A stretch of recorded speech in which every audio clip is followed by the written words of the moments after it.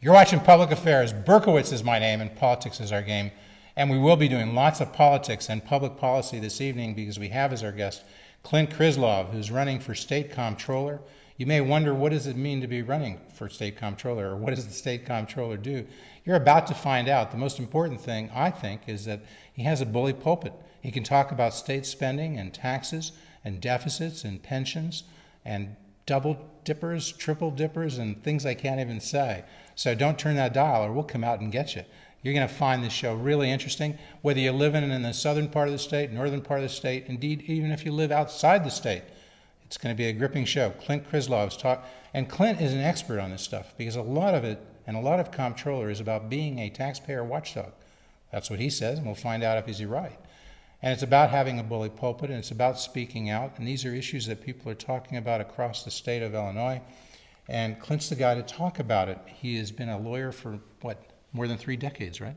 Oh, I hate it when you say it that way. About 35 years. But he started when he was 14 because he's an exceptionally smart guy, precocious kid. But seriously, it's he founded, and he's a principal at Krislov and Associates, about a 7-attorney law firm.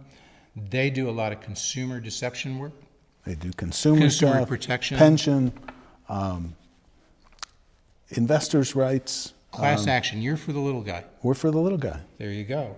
And he teaches. He's an adjunct professor at Chicago-Kent College of Law, teaching consumer protection, federal income tax, written articles for practitioners, as well as in law journals. He has had 2 aborted campaigns, if we can use that phrase. One when he started out running for the U.S. Senate in 1996. It could be Senator Clint Krislov instead of Senator Dick Durbin. How about if we cut to the Comptroller All right, we're going race? to cut right to that. In '98, he did have a brief campaign running for Attorney General. And, okay, let's go right to that because you did get a degree from Northwestern. Yep. You got a law degree from Cornell. Right. You've practiced law. Yep. And now you think you can change the state by you being State Comptroller. You know, throughout the past 25 years of my practice anyway, what we've done is we've taken on the system. We've changed the law of ballot access. We've challenged the attempts by different, whether it's a governor or whether it's a legislature. You speak out. You're not afraid to speak out. We've sued them for failing to fund. We sued them years ago to require them to make the minimum payments to the pension funds, and the legislature didn't appropriate, and the courts... So they didn't do that. Nothing happened, though. Nothing. Well, but you're still trying. We went to court, and the Intermediate Appellate Court ordered them to do it, and the Supreme Court reversed it. So when the courts... Well, tell me this, Clint. There's a major budget deficit for the state of Illinois now. Some people say it's $2.5 billion. Some people on this show have said $10 billion. The range of gubernatorial candidates speak about different numbers.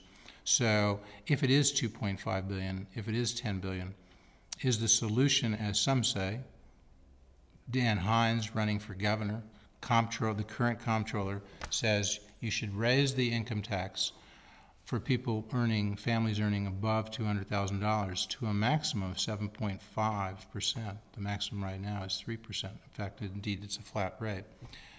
And you like that, though. Pat Quinn, the current incumbent governor, he initially said he wanted to raise taxes on people with families with incomes above $60,000.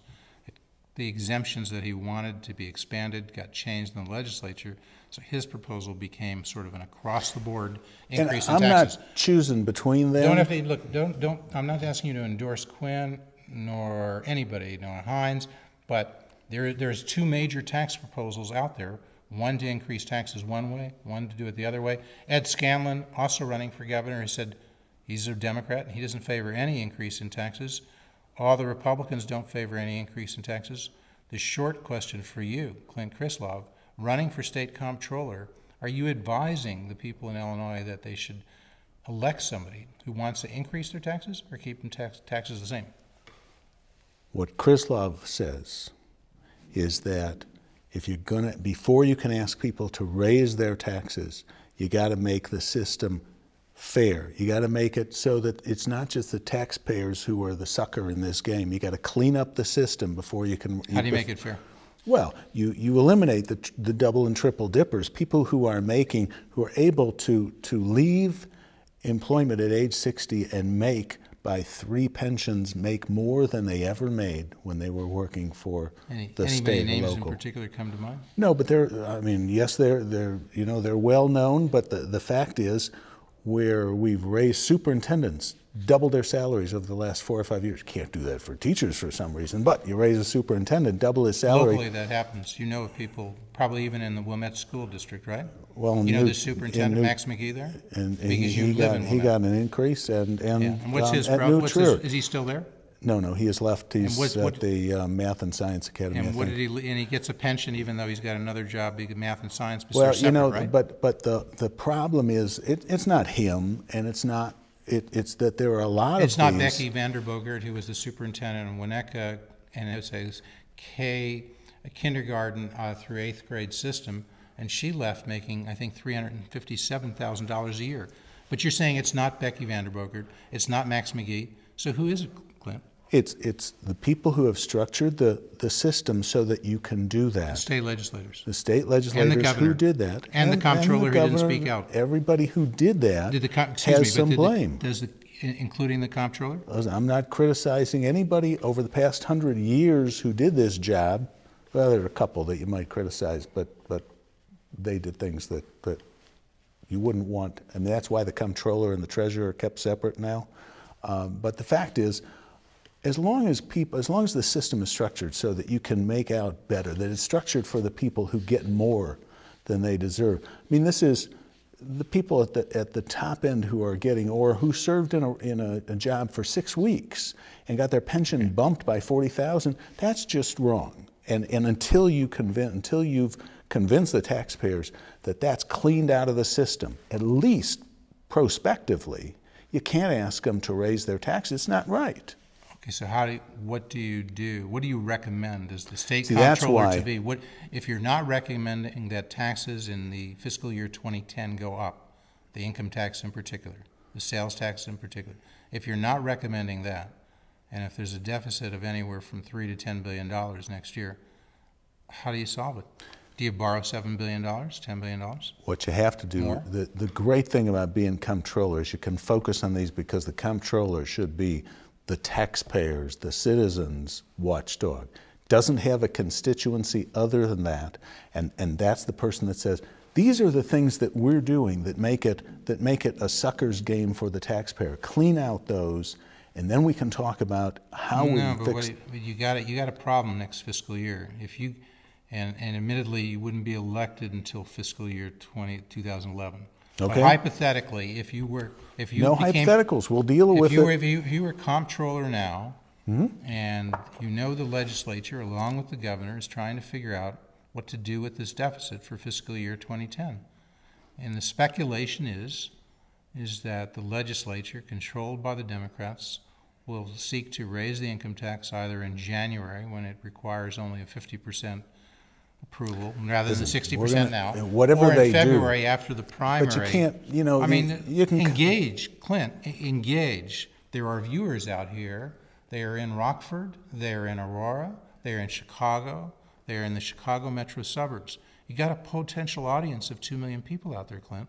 Well, then they're going to don't just say we'll get back to you in a year. No, Tell I'm me not what saying that. I'm saying that we want to drag all the people in, and we want to solve the problems going forward, and we want the system to be reformed. You can't just say, Give me your I'm going to raise. Solution. What is the proposed solution? Is we clean up the system, and that we clean up the system before we ask. If you're going to hypothetically, you teach at Chicago Kent, right?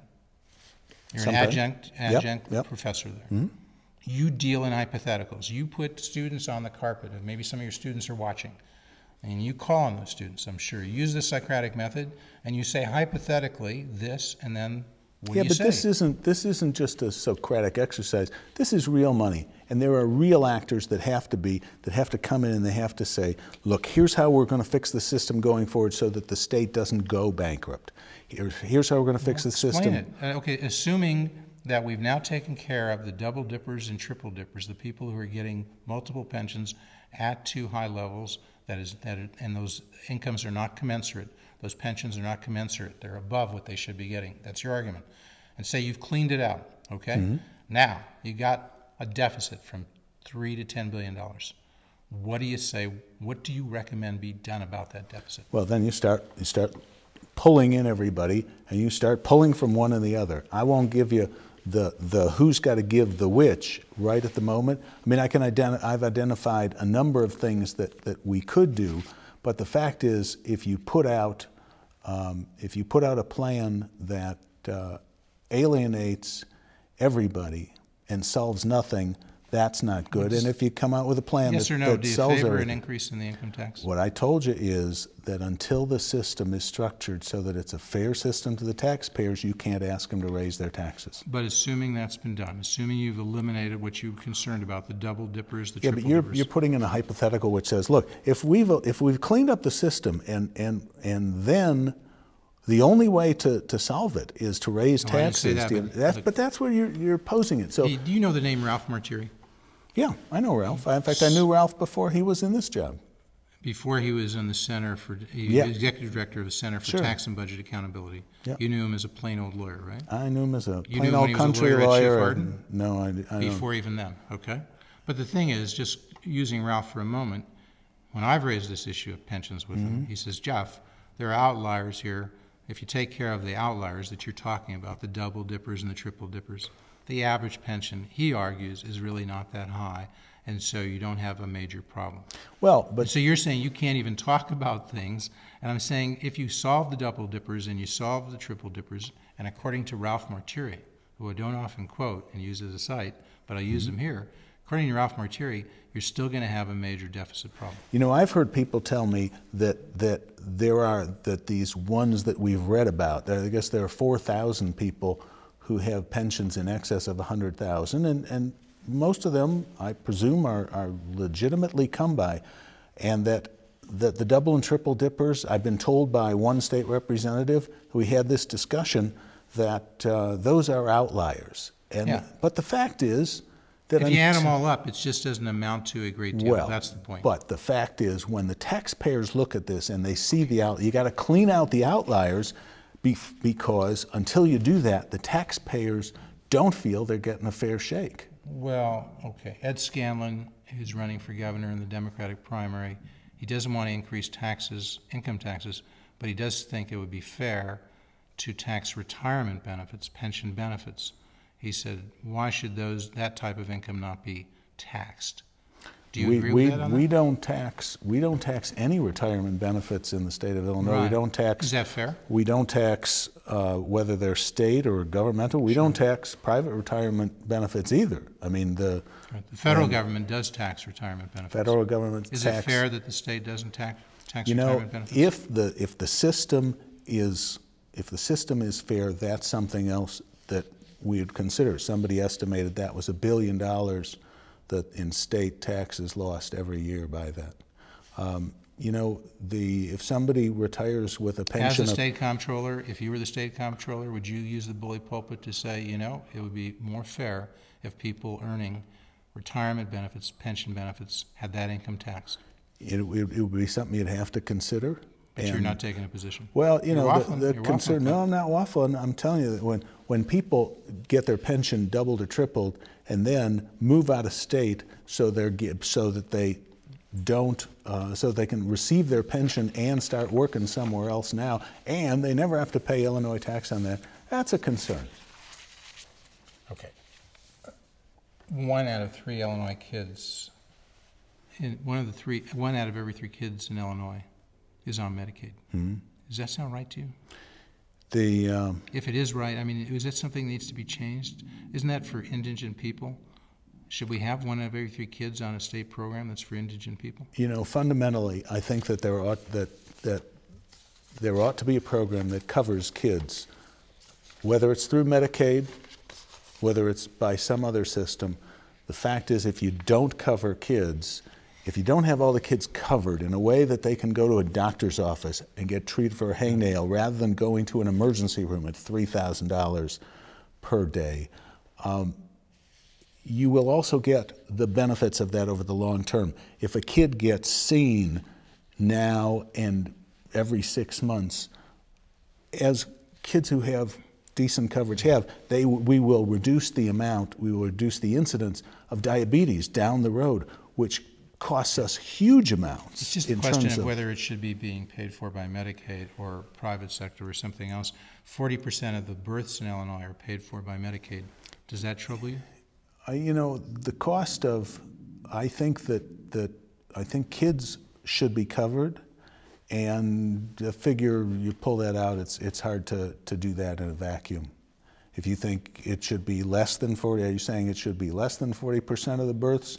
You know, I mean, because Rod Blagojevich, the former governor, impeached now, indicted, arrested, waiting trial, one of the things he did when governor, kid care, he expanded enormously the eligibility for Medicaid for kids in terms of their parents' income. Didn't he expand it from poverty levels, which would be $20,000 for a family of four, to $60,000 or $80,000?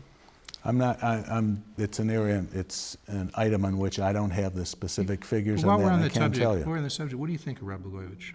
Yeah, I think Rod Blagojevich we will watch next summer with our eyes glued to the TV. So we should all say he's presumed innocent, and you're not going to comment on him because he's no longer the governor, as far as I know that, and he is going to be tried, and for all the things that we blame him for, he's become a good whipping boy for whatever's not working right now, to say, oh, well, we'll blame it on Blagojevich. Nobody else takes any blame for anything. The fact is, we got to go forward. You know, to be mired in talking about Blagojevich for the next 20 years. Did you support him in 2006 when he ran for re-election for governor? Support as he was the Democratic candidate, and I supported the Democratic candidate. Do you think that was a mistake? Do you think the Democratic Party, they had the Democratic Party chairman? Let's go forward. Their co-chairman for Blagojevich were Daley and Speaker Madigan. I mean, you know, if anybody had heard the tapes or had read what was on the transcripts before the vote, I'm sure that things would have been different. But short of that, people didn't know enough in the Democratic Party to say this is a guy who probably didn't warrant their support. You had an alternative, Ed Eisendrath, running in the primary. Well, pretty clean guy, right? I like it. I know it. I know it. I like it. So you had an alternative. He got 30% of the vote because people didn't step up and support him. Well, in the Democratic Party. What happened, as I recall, there was an election and people voted for Blagojevich. You know, because everybody knew how he was breaking in the money, and then in the general election, I don't think everybody crushed Judy voted for Bartopinka because he outraised her 3-1, right? Well, no, Judy Bartopinka had a lot of things. In fact, Judy Bartopinka will be an issue because she's running for a comptroller. We might get back to that. On the Republican race. side. She's going to run for that, and she is one of those people who is making, I think, 140 now, even though she only made 115 when she was working for the state. You know, it's not the bottom end. So you plan to make that an issue if she's the Republican nominee? You betcha. And you're the Democratic nominee for comptroller, you'll be taking that to her. As they say now, you betcha. You betcha. You can make book at it. Was that the saying? Whatever. But you do have opponents in the Democratic primary. Absolutely. Rajna Krishnamurthy. Uh-huh. You know Rajna? I do. Why should people favor you over Rajna? I'm the one you're asking candidate. them to vote for you over Raja, right? I'm asking people to vote for me. Raja has focused on transparency, and I've been for transparency. So I founded the Center for Open Government at Chicago Kent Law School. Just in the last year, right? Well, that had nothing to do with politics. It had to do with... You've founded that, and you've given them money. You've helped them get going, right? Yep. You're proud of that. Absolutely. Okay. You stand for transparency.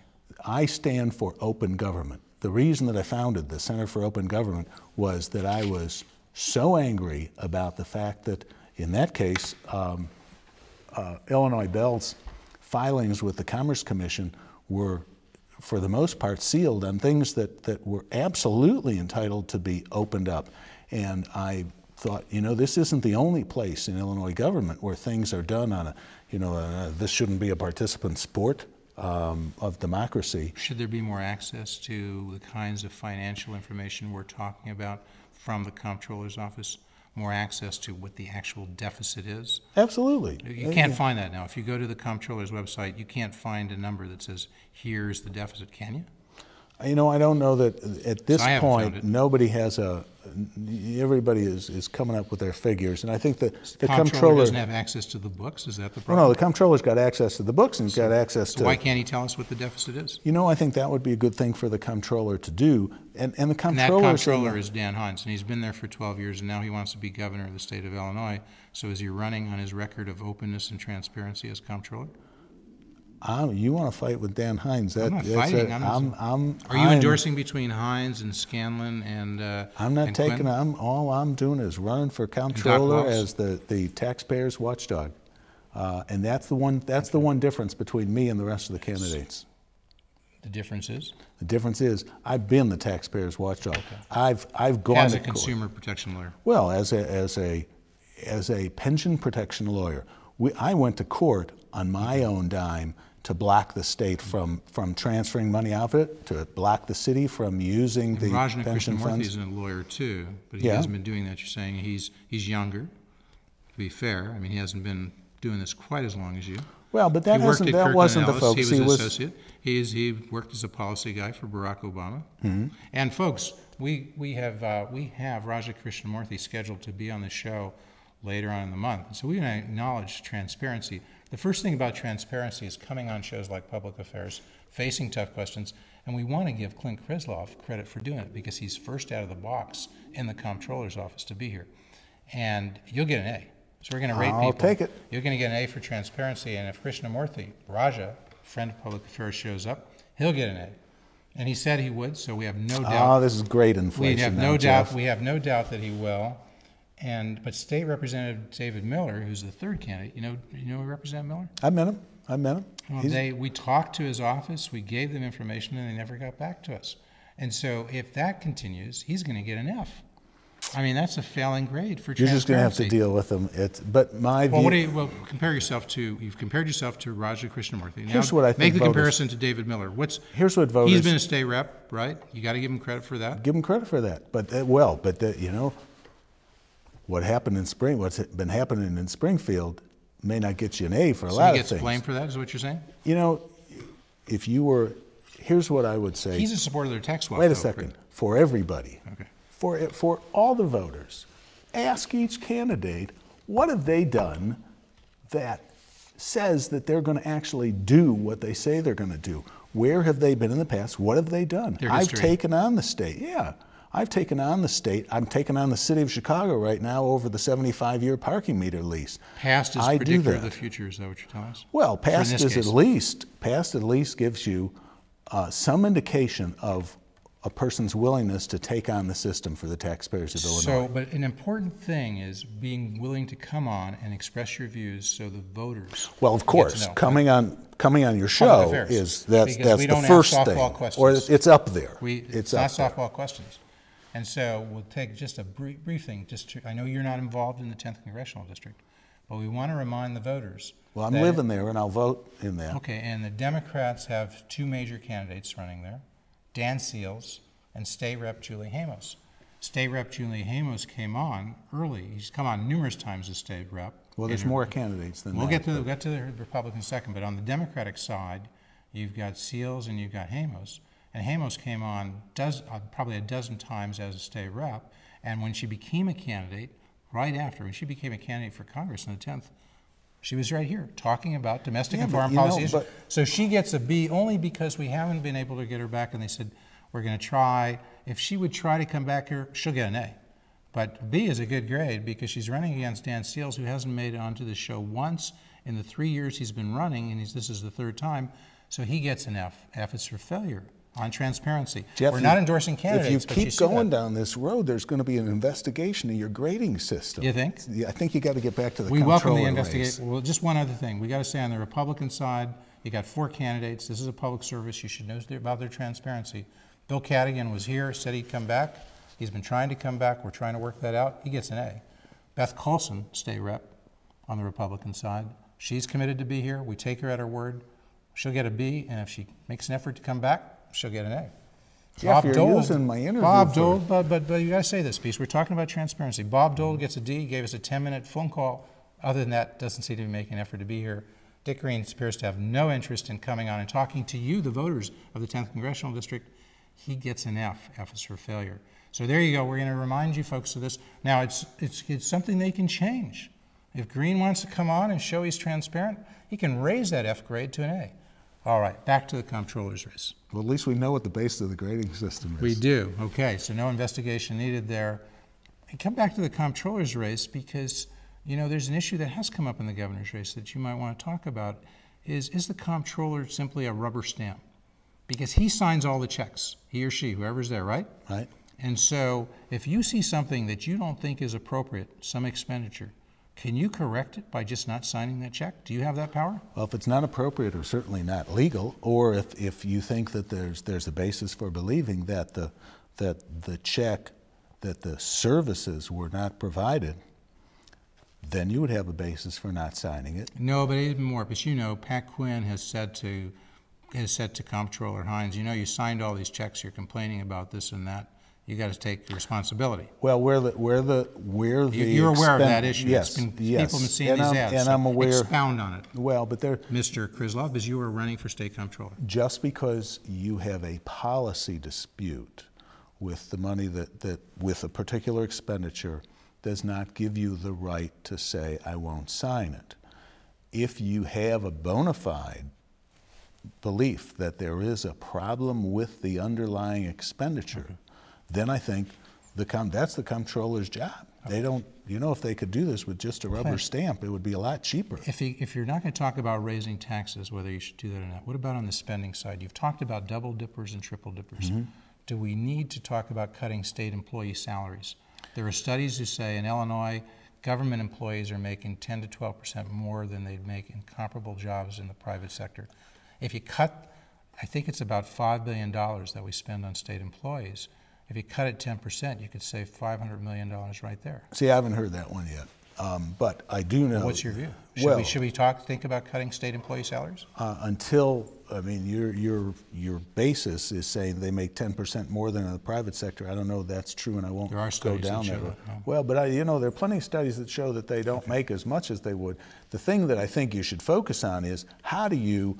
Right now, we spend between $100,000 and $150,000, $200,000 at one institution to house a youthful offender each year. And if we could instead invest in education so that one kid went to Harvard rather than State. We're going to continue to speak as the credits roll, but I very much want to thank our guest, Clint Krislov. Jeff, running for state comptroller. He is running in the Democratic primary. That primary is coming up on February 2nd. He gets an A. He showed up. We appreciate it.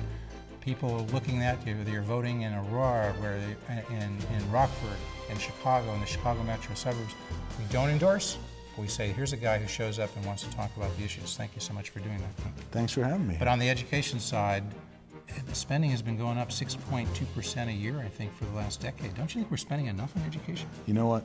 Until we can move people into, I mean, that's the question, you know, do you want to pay for youths in prison, or do you want to pay for them at Harvard? You can get 10 people into the U of I. Maybe we're paying enough and we want to improve the quality. Well, we're getting around to talking about school vouchers. Maybe we ought to focus on teachers. Maybe parental choice, maybe we ought to focus on teachers. Maybe focus on the students who are in failing schools in the city of Chicago where they're not learning how to read. Should we focus on the teachers who are making $100,000 a year? Or the students who can't get a high school degree and a quality education, and they'll be lucky if they can make $15,000 a year? I think we need to focus on educating kids so that they can make a real wage, that they can make a contribution, they can have a life.